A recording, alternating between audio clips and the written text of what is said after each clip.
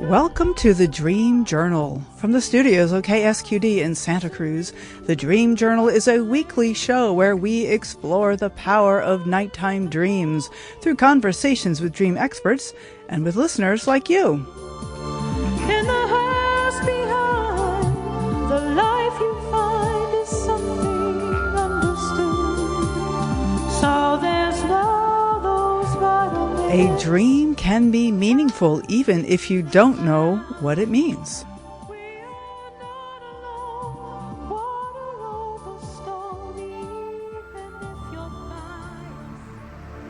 Today's music is called Dream Pendants. Recordings today on the 4th of July. Happy 4th to everyone.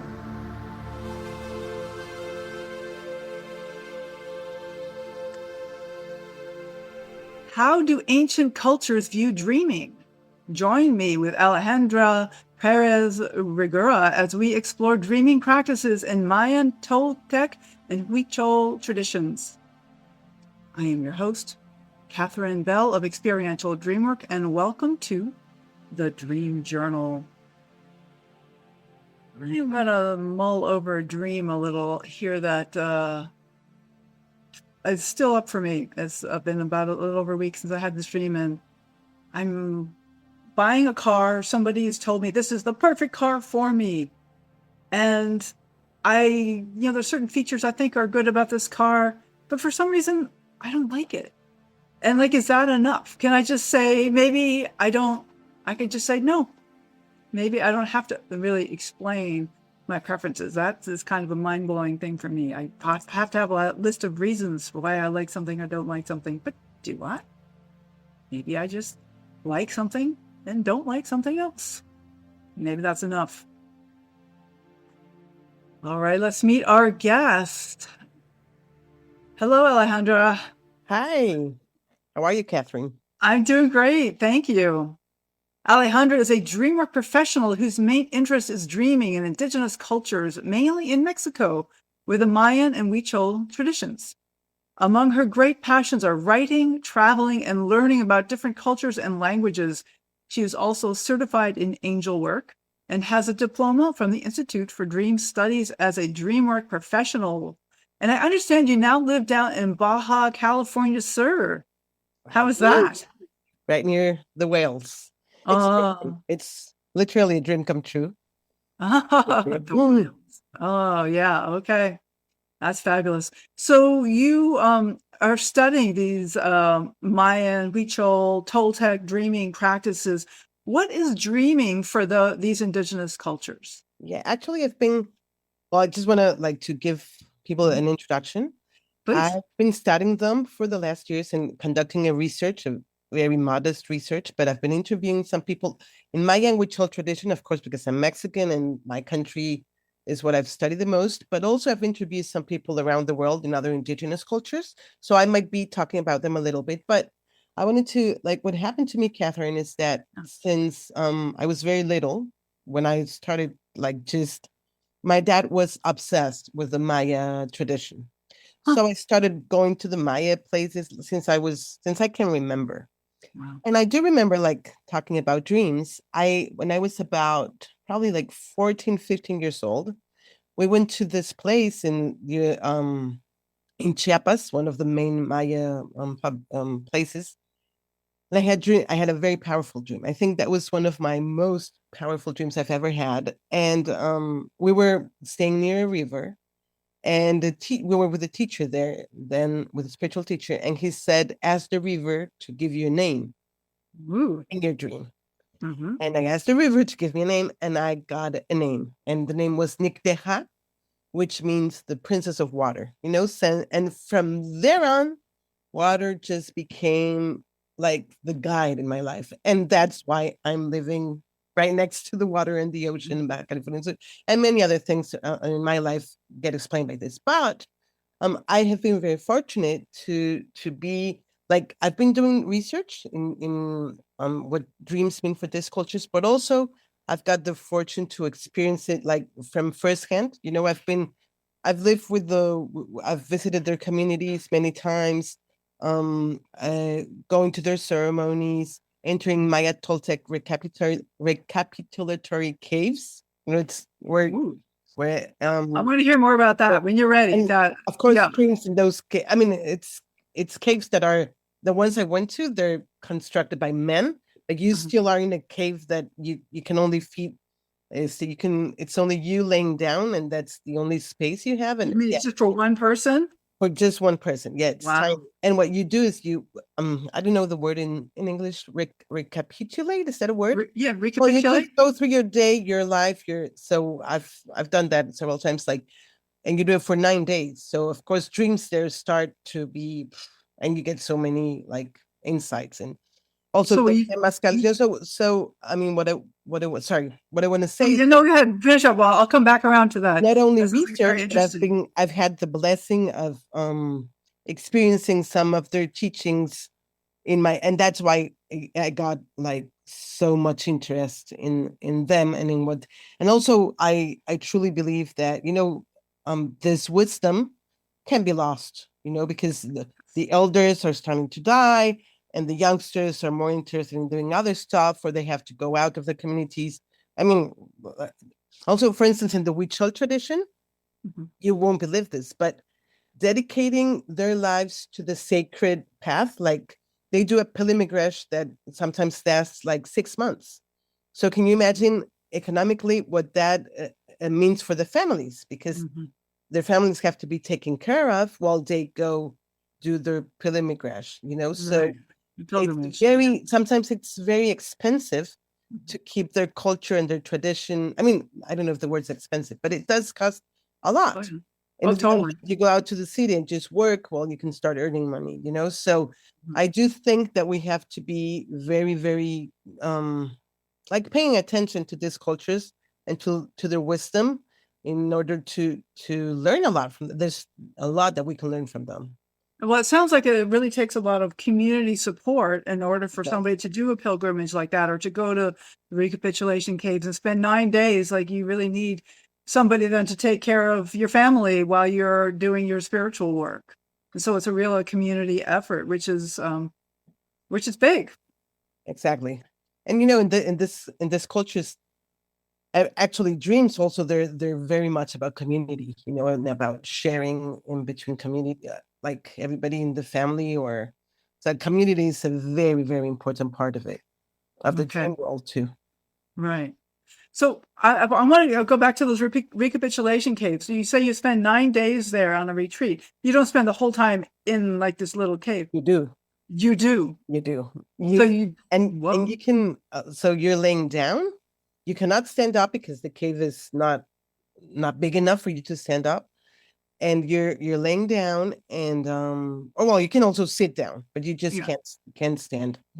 And the only time you go out is to go to the bathroom, right? Mm, Other than that, you stay there, and you're guided by a person. I have this Maya told my teacher, Carlos Castillejos and Ana Luisa Solis, both my teachers there. They have been they studied the Maya-Toltec tradition, and they come from a Mayan lineage. mhm. So while people are in the caves, they stay in this like central saloon, or where they're doing, meditation or praying, or they're always like guarding us, and then recapitulation means that you, with this, some breathing exercises, Okay. and you just go through your whole life. It's a little bit, and well, there's different exercises, and you let go of whatever you don't want in your life anymore. Mhm. And then, well, this is a practice we also use sometimes for having good dreams, right? Like, just try to like clean everything you had during your day, and to be able to have better dreams. And Oh, wait.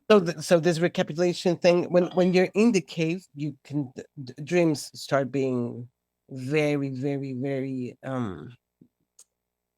vivid, right? Uh-huh. Yeah. And strong. Okay. Mhm. And Mhm. so that's like a main part of the guidance from the caves is the dreams that you have at night? Exactly. The dreams, Okay. and also letting go of whatever you want to let go, right? Like Yeah. the Because the whole idea of recapitulating your life is what do you what do you want to change, or how do you want it going forward, Why or do you want to let go? Exactly. reframe? Yeah. And And you also, accept whatever, it's for them it's a lot about acceptance, right? Like okay.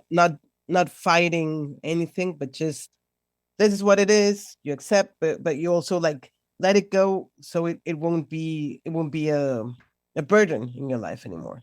Right. So instead of fighting against the Exactly. circumstances, is to really accept this is who I am. This is what I Exactly. am. And Okay. and this is what has happened, and then it's really powerful what you do with the breathing, and Mhm. but you do it a lot, and it really, it, energetically it really pulls it out of your body or your soul or wherever, Huh. that's been stuck. Is that And something you would do at the recapitulation cage, or this is another? no, Uh, you do it during the you recapitulation case, you do. Okay. it's breathing exercises. All right. Now I know that you're studying to become a breathwork practitioner too. Yes. That's Because interesting. I truly believe in the power of breath as well, right? Like, Mhm.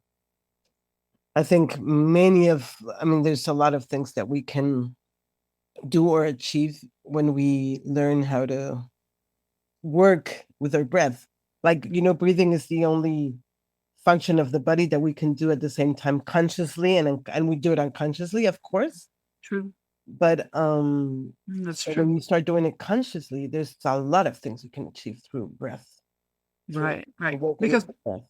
most of these subconscious processes we cannot really control, like the heartbeat or the your immune system. Digestive There's process, just does you what know, it does. but breathing you can do both. It's always Right. there. And that's another thing, it's like dreams. We take both things for granted, Mhm.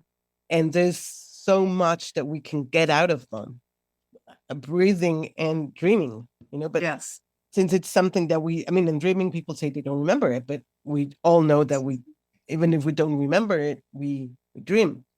But Yeah. it's things that we just take for granted, and we don't realize that there's so powerful tools Mhm. to help us thrive and to help us grow, just go through life, So true. It's so true. I like to think of the kind of non-interpretive dream work that I favor as deepening the dream, just like we deepen our breath to enhance the benefits of the breath, and we can also deepen a dream Exactly. in the same way. So I want to get back to something I heard you say about that in some of these traditions, it's very important to look at the community aspect of dreams, and I'd like to hear a little more about that. Well, for instance, for the Huicholes, in this pilgrimage they do, Mhm. dreams are, well, they use it for guidance, first of all, right? Nowadays, they like before they because this pilgrimage, it's 6 months or 8 months. So before they would just walk for kilometers and kilometers and kilometers. Like, I don't know the exact amount, but they would go through different states in Mexico because they go visit their sacred sites, right? Yeah. There's Mhm. so now sometimes they take the bus because now there's highways and they cannot walk through the whole thing anymore. But for instance, they sometimes get into the desert in Altiplano Potosino in central Mexico. When they get to the desert, sometimes there's the guide, the Maracame, and he dreams about to be guided through but in the pilgrimage, there's like 20 or 30, mostly men, but some women too, that are traveling together. So the Maracame might dream of the path they have to follow, but they all dream collectively Uh, sometimes during this because they're together for 6 months. so are you saying that they show up in each other's dreams, or you say Yeah, they have the sometimes they same show in each dream? other dreams, or they just they play with it a lot. Mhm. Also, the Huichol tradition, they're very serious about their culture, but they also have this heyoka. They make fun of themselves a lot. Okay, So, that's like a trickster kind of energy, exactly. right? So they dream, and then sometimes in the morning or at night when they're around the fire, they would talk about their dreams and start laughing and like, yeah, I saw you in my dream, and also, but it's really the collective dreaming is a whole part of it. And they also, for them, the sacred animals, the deer, it's a very sacred animal. And there's a part of the pilgrimage where they go through the mountain chain, through the sierra, and also to find the deer, they dream about it, sometimes. So but they might be two people that dream about the deer, or it's totally a collective thing to do. And it's not only them, like many, I think almost all of these indigenous traditions, they have the practice of well, the Huicholes, sometimes when you're at their communities, they don't greet you. They might say how are you, but they could also say how was your dream, like it's the same kind of greeting. And then I interviewed this Mapuche woman once. Her name is Marielba Fuente Alba. She's got a very interesting book. And she was telling me that for them also, when she went to visit her grandparents in the out, well, the community, in the Mapuche community, that they would, every morning, they would have to start their day by gathering all together, the whole family together, and they would have to talk about their dreams. And she told me that it was, if it was a good dream, you would have to tell it like to the group before noon for it to come true or to bring that good energy into your life. Ooh, I But like if it that. was a bad dream, they would have to wait and talk about it after noon. So it wouldn't have any implications, but it's It wouldn't come always true. the gathering part is extremely important for them, the sharing and talking about dreams. And for them, for this indigenous cultures, something that's very different from us is that for them, it's part of their daily life. It's not something separate. It's not something that's at night. Or actually, the Mayas, they sometimes say, I am the dreamer and I am the dream. Like there's not a separation between the dream and you. It's just a continuous. And also they, for instance, during the sweat lodges, sometimes you present yourself as, my name is Alejandra. In this dream, my name is Alejandra. So also our waking life is also a dream. Like it's not there's not a separation between both of them. It's just Right. continues, right? So I think it's like the idea of Maya, of illusion. Like this waking world is also an illusion. Okay. exactly. That is so interesting. But it's like Yeah, dream but for them, it's very much part of their daily life and their sacred life, right? Like both. right. Okay. And so they have this way of sharing the dreams in the families or in groups that seems important, or in communities as well. So there's something that I've been curious about. What do you mean by entering a dream? This is something that was in some of the notes we exchanged. How do they enter dreams? What does that mean to enter a dream? Well, for them, or also, they have like they can use different techniques. Well, first, I would like to say that and now we're going to speak about the Mayas and the Huicholes again, that sometimes there's like people that have a special, like that they are dreamers by nature or by lineage.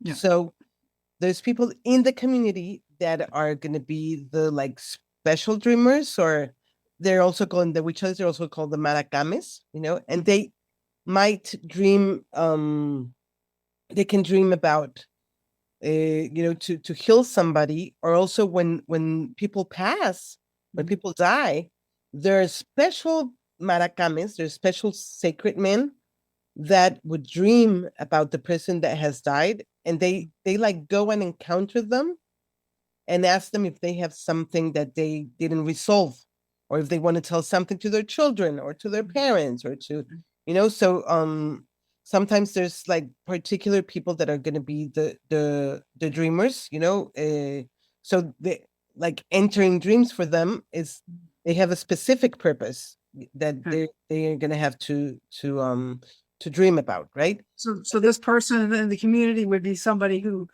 has a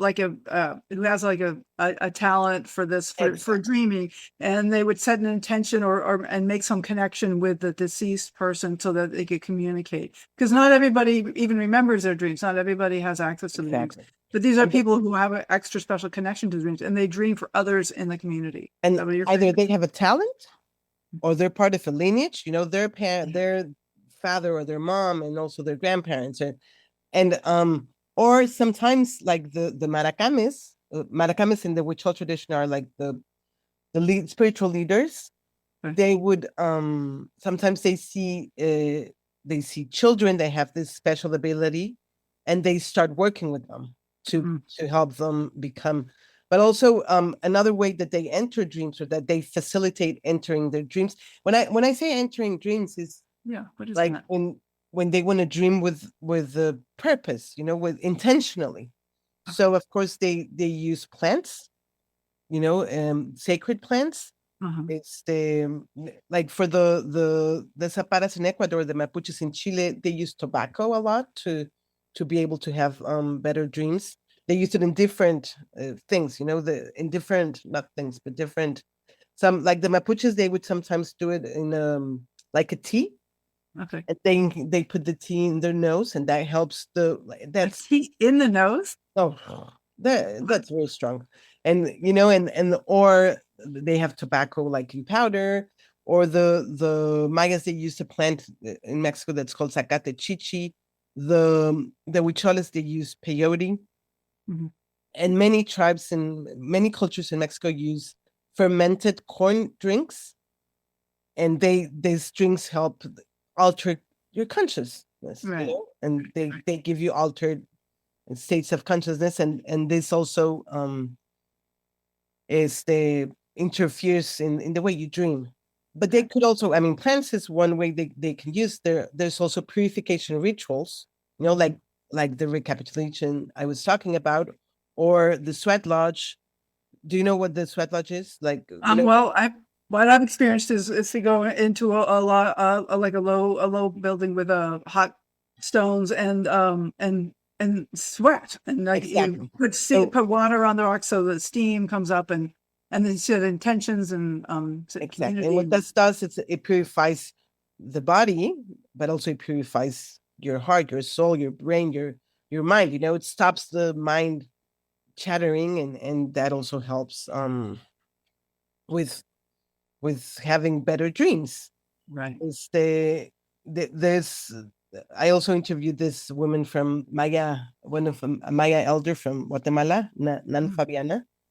And what she told me is that if you want to have a good dream, go sleep near a tree, or just by the ocean, or near a rock, and just set your intention, just you and nature. And you will, for certainly, you will receive better dreams. Why? Because they believe that it's not, what she explained to me is that we think that it's only humans that dream, Mhm. but for them, everything dreams. The rocks dreams, the mountains dream, the desert dreams, the snakes dream, so if you go sleep right next to them, then you can dream collectively with the ocean, the mountain, the tree, whatever. They can also use rocks or crystals. Mhm. Like in central Mexico, they use the obsidian stone a lot, the black, the It's a and volcanic stone, right? exactly. So Yeah. with that one, what you do is like, well, there's different kind of like exercises, but that you can, and it's the obsidian stone is believed to be like a portal.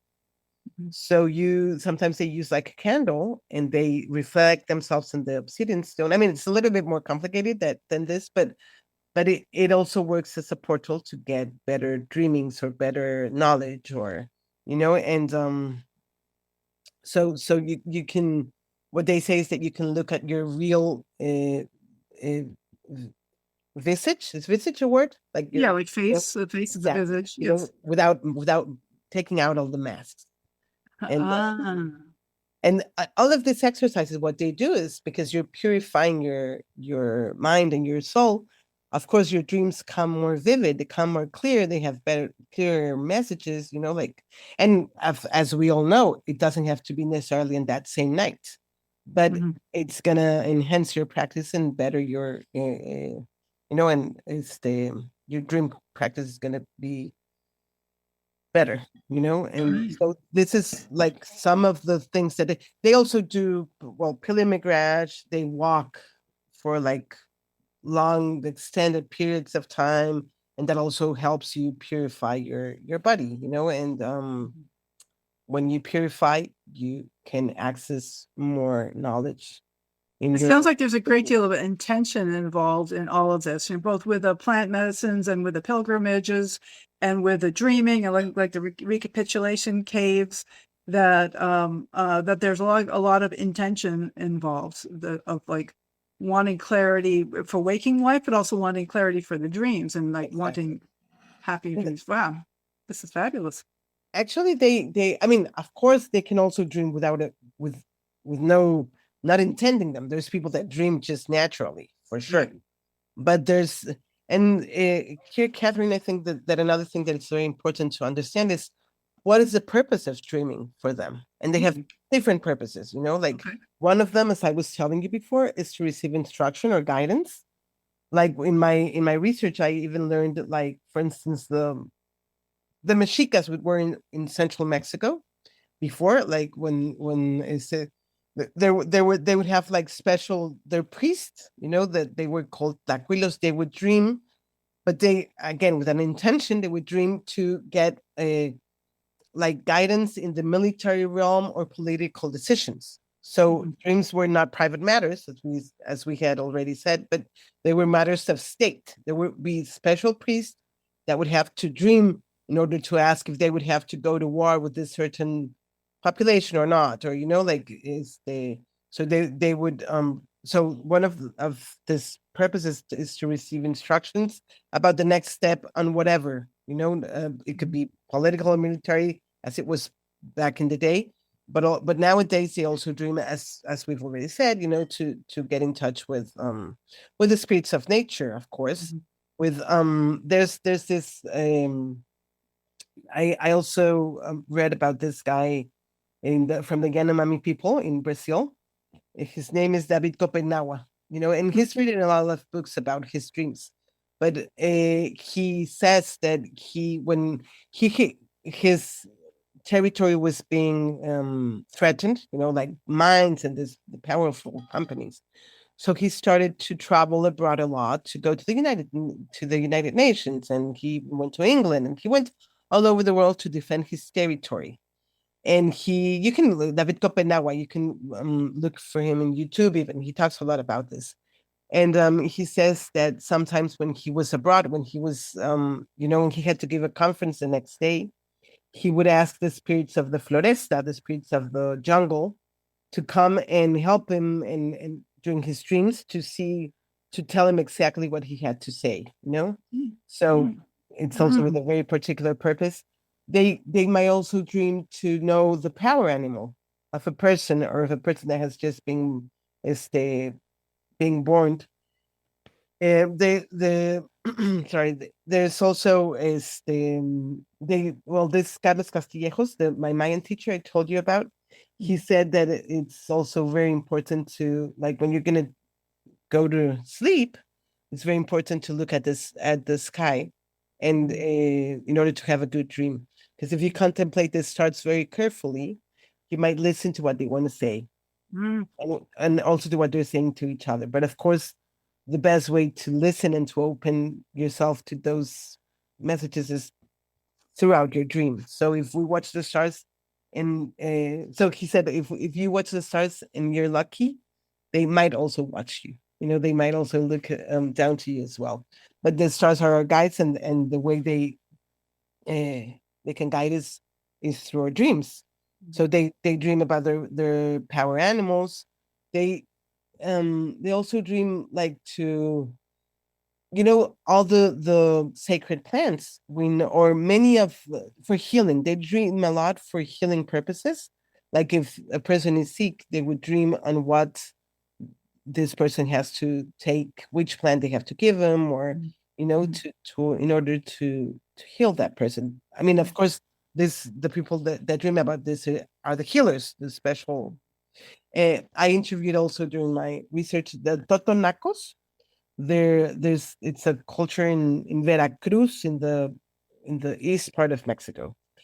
And this guy Romualdo Garcia, I interviewed him, and he said that he once had, like, a lot of aches in his body. It really hurt, and he didn't know what to do. So he asked his dreams to give him a cure. And so he dreamt that what he had to do is that he had to take little pieces of cloth, and inside he would have to put ashes and sand, and Mhm. fold the pieces of, like do like little pillows, we could say, and put them on the comal, put them on the fire, heat them, and then use them on the parts that were hurting, where he had this aches. And he said that he started doing that, and he started healing. And then later,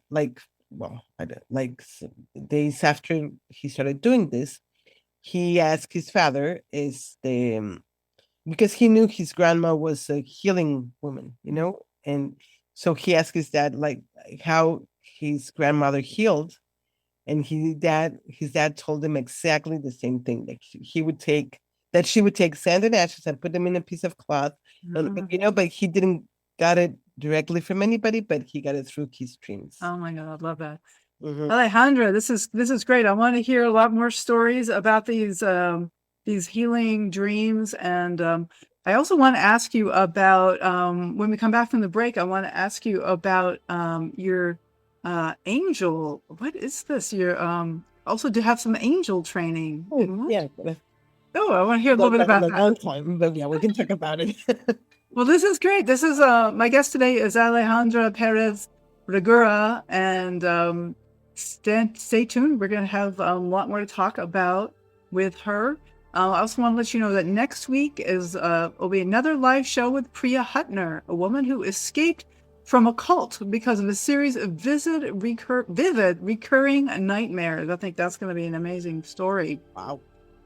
The Dream Journal is broadcast live from the KSQD studios in Santa Cruz and co-broadcast live in San Jose by KCXU and also up at KOWS in Sonoma. We are podcast everywhere on the Monday after the show.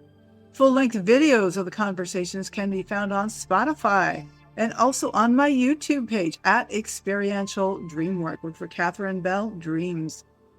We will be right back.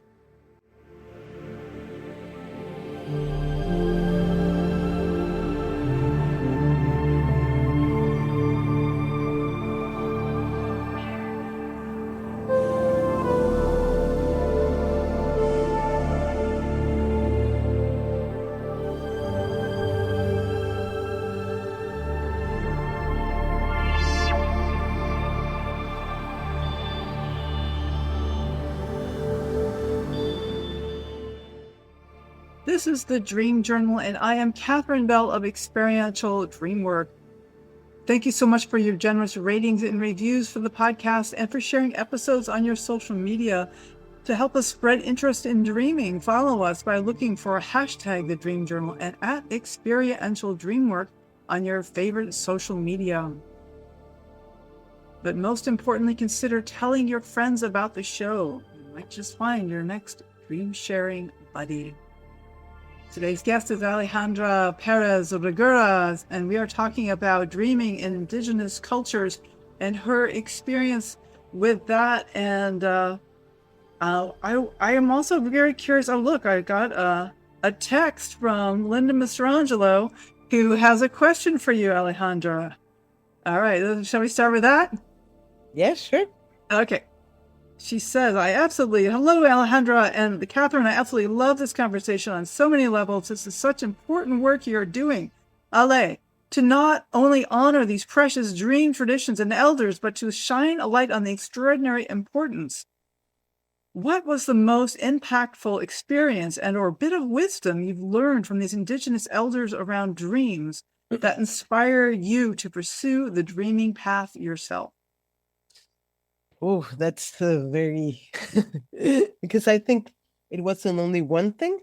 Yeah. I mean, this dream I talked about when I was young, I think that impacted me a lot. But then just being near them, and I think for Being me, near the elders. the elders are near these people in these communities. And of course, it's not that everything among them is great. Of course they have, I mean, I don't want to romanticize it either. But I think that for me, one of the most impactful or more the useful teachings from them regarding dreaming, but also regarding life in general, is this idea of the non-separation. The non-separation? Yeah, between anything, because Okay. there's like for them, as I was saying before, I'm the dreamer and I'm the dream. The waking life and dreaming life, they're just part of a continuous. But also the Mayas, they have a very beautiful saying Yeah. that says in lakesh alaken, which means you are me and I am you. We're both Oh, the same. can you say it It's again in Spanish again? Yeah, in Spanish. Well, that's in In Maya. Spanish, yeah. Lakesh is Maya. Uh-huh. And I'm pretty sure I'm not pronouncingly exactly how it is, but I've in Lakesh alaken. Yo soy tú, tú eres yo, ambos somos lo mismo. You're Okay. me, I am you, and we're both the same. Mm. So this for me has been like because once, and not only with people, everywhere, if you treat like the tree or nature or the person right beside you as if it were yourself, everything changes and just so this is what really like got me, and also the idea of being the dreamer and the dream itself, Uh-huh. because it's just, as I was saying, it's not something that you're gonna get from somewhere else. It's just yourself, your heart, your soul, your being speaking to you at night, and speaking because you're quiet and your mind is quiet and all the chattering has. So that's what, for me, that's what dreams are also, and this, and also it in this thing, it's also what they say, like what it's above is below, what it's outside is inside. Of course, whatever idea you have of God or Mother Nature, or for them, it's also part of us. It's not that God is something outside. We're all part of it, all part of the universe. So everything is in a continuous, everything's about a circle, also the concept of time. And I'm going just outside of, but just like answering the question, this idea of the non-separation in every Right. in the you and me and my you, being the dreamer and the dream, the concept of time, the time is not linear. So this idea of the non-separation, I think it's what has impacted me the most of the Okay. Right. Interesting. That reminds me of a quote from Reverend Deborah Johnson, a fabulous teacher in Santa Cruz, who likes to say the only thing that ever needs to be healed is the sense of separation. Exactly. There is no actual separation. It's the There is no sense of separation. separation. That needs When to we be healed. truly believe, I mean, and it's not that I'm there. I would hope that I would be, like really living in that, but it is amazing, like once, because we're one with everything, Yeah. with nature, with the trees, with the mountain, and also what Nan Fabiana said, like if you go dream with a rock, you'll get because it's part of you and you're part of the rock, and it's just energy, and Right. I wonder if some of this can be a kind of a intention, and like even when I'm in my bed somewhere inside, that the sky is still above me, like the stars are still there, even if there's a roof between us. And so is there some kind of intention that I can connect with those points of light, even if I'm indoors? And so like just acknowledging, like, oh, then and there's the forest, like even though it's over there, it's there, it's still but those it's there. beings for me. Yeah. Exactly. That non-separation you're talking about here. And that's because then that non-separation, it's also doesn't matter if there's a wall or a roof between you and them, because that's not there. I mean, it's part of the same. Or also because the window or the door are part of it too. Really, that's true. That's true. A room would be no good without a window or a door.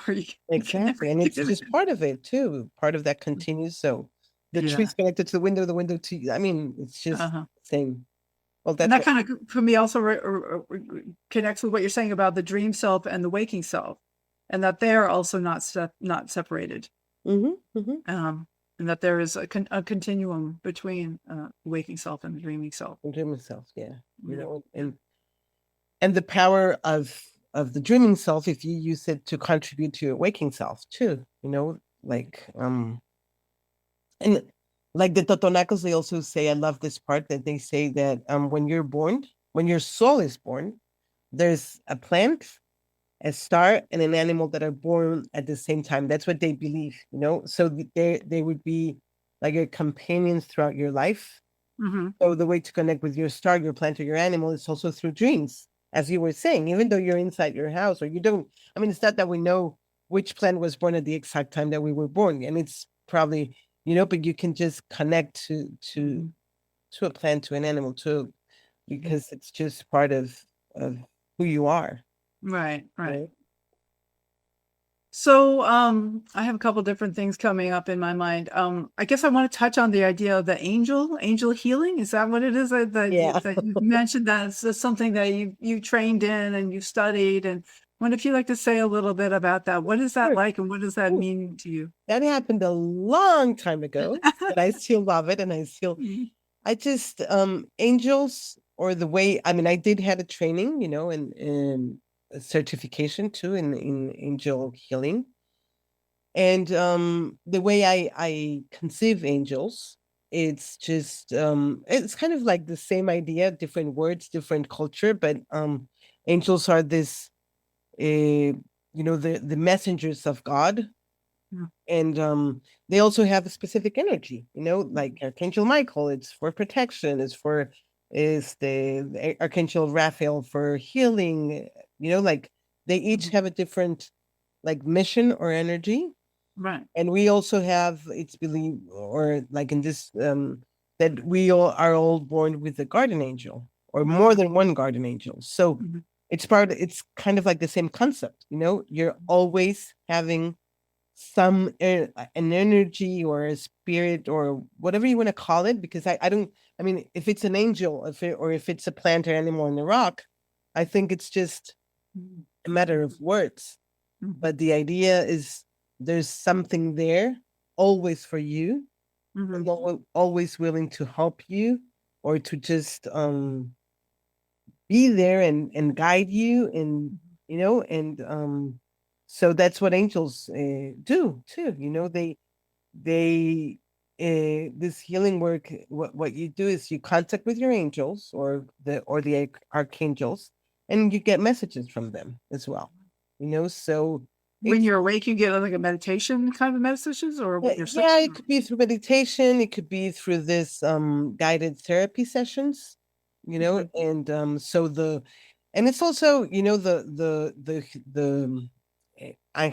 the therapist, the angel therapy person, like in this case me, you're just like a channel, it's not that you do anything, or that you, but and magic happens, you really, I mean, when I used to do that, it was so impressive, like how things that you don't even know about the person would come to the session, of course, but because there was the angels, or they were there, and the person's angels are there. They're, and well, but now I believe that it's like, yeah, it's an angel, or it's a plant, or it's an animal, it's a rock, it's a guardian, I would say, and it doesn't matter the word you use to define it, because I don't think it's a matter of religion, or which religion you practice, or even if you practice a religion.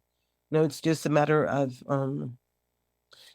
being in touch with something that's bigger than ourselves. Like I don't think we can explain life just from our human reality. It's difficult. There's so many amazing and not amazing things too that yeah. And just, it's sad, angels, it's sad, it's a companion, a guardian, someone that can guide you, someone that can bring you messages, that can, it's part of, but it's kind of like the same idea. Okay, really something to connect to. Exactly. So Alejandra, I wanted to also ask you about the Institute for Dream Studies. And I know that you are a graduate of that program, which is Justina Lasley founded, and Linda Mastrangelo now is chief. And it's been a fabulous influence on so much in IASD, and I wonder if you wanted to say a little bit about that program and Sure. how that was for you. What was that for you? Catherine, I sure want to say something because for me, finding the institute, it was just I it came in a very important moment of my life, and a very tough one too. I was going through a separation, so I was, in with my daughters, and you know how it is at those times in life when I found IDS, and it was just a way to start connecting with my dreams and started like living more through them or through the messages or the guidance that they. And I started doing this research after IDS, not before IDS. It just Okay. What happened is when I went into IDS, it just like brought all the things together, like I had been walking in this path before, but then when I just like doing it through dreams or with dreams was just amazing. No, but I would say that the Institute for Dream Studies, well, first of all, it's got there's a diploma program that lasts 9 months. What kind of and program? a diploma program. Oh, diploma program. Yeah. And it's a lot. Also, we get a lot of theory and exercises to be in touch with your dreams and to work with dream groups. And you get to be a certified dream worker, which is amazing. But also you get to practice a lot, and and for me, one of the most important things that the institute does is how it brings people from all around the world or all around the country together to speak the same language, this language of dreams. Because you know how dreamers sometimes, it's not something that everybody talks about or understands. No. And you get to be with people that speak your same language, but also at the same time, you're being very well prepared to guide other people with the certification. So it's also, if you're a therapist, this will help a lot with your practice, because you get a lot of tools to help your clients work with their dreams. And I truly believe that dreams are, as I was saying at the beginning of the conversation, I think dreaming is one of the most powerful tools we can have. Because also, you have it wherever you go. It doesn't matter if you're traveling. It doesn't matter if you're in a good place in your life, in a bad place in your life. They're going to be there for you. It doesn't really matter where or what you're going through. Dreams are there. Yes. So, and what Justina created, the dream synergy practice of dreams plus action gives you change, and the transformation that I have achieved in my life, and I also seen my peers achieve in their life through going through the program, through the institute. It's amazing, and now I have the privilege of working with them as program advisor and academic advisor, and it's really something else. It's I mean, I would recommend it to everybody, because it's also in a very loving and caring way, that we work, and it's really, and it's the best. Well, not the best, but it's a very good way to be in touch with your dreams and just start living through them, and start living this thing that, waking life and dreaming life are just part of the same, and just like walking through this life, like, just always being grabbed by someone, which is your dreams. You're always being guided by someone or taking care of, Like your what? Like, it's like if someone's always taking care of you. Oh, it's like those guardian angels. Exactly. Those guardian angels, or that plant or animal that are born with you, and it's all through your dreams. It's the best way to communicate with them. I've been a guest teacher a number of times for IDS, and always such a warm and welcoming community, as you say, international. It's all online, right? It's all online, yes. So it's just a wonderful group of people, and I've always been very impressed by that. Yeah. And so, Alejandra, so good to have you on the show. I told you an hour would just fly by, doesn't it? It did. It did. So This is Alejandra Perez Regura. Do you have anything else you would like to share? Any final words of wisdom for us that you'd like to, encouragements? Well, just that, follow your dreams. In like follow your dreams in your waking life and your dreaming life, which is just the same, but just listen to her. I think it's the Mayas also say that you have to have, okay, let me translate this. Un rostro sabio en un firme corazón. So a strong visage, but not as just like take away your mask and have your heart well rooted, a strong heart. So just Wow. that's what it is, and I think the best way to take away masks and strengthen our hearts and walk our paths with our hearts is listening to our dreams. Wow. And following our dreams that we want to, of all the things that we want to achieve in life too, Yeah, because the nighttime dreams feed into the daytime. But the nighttime dreams are going to be the best one you can ever get. I think Uh-huh. that's what I truly believe. Clear the visage and strengthen the heart. Thank you so much, Alejandra. Well, I hope to see you at our next ISC conference in Atlanta. Sure will be there. That would be wonderful. Thank you, Catherine. It was great All speaking right. to you. I really enjoyed it. Thanks. All right, take care. You too. So thank you all for listening. The Dream Journal is produced at the studios of KSQD in Santa Cruz, and we are live every Saturday at 10 a.m. Pacific at ksqd.org. I am Katherine Bell. You can contact me at experientialdreamwork.com or at Katherine at KSQD, Katherine with a K.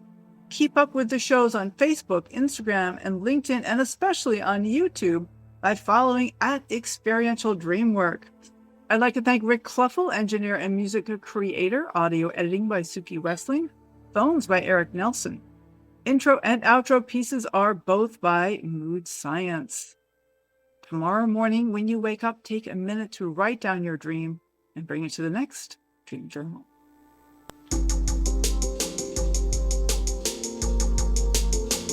Green symbolizes, all the fresh herbs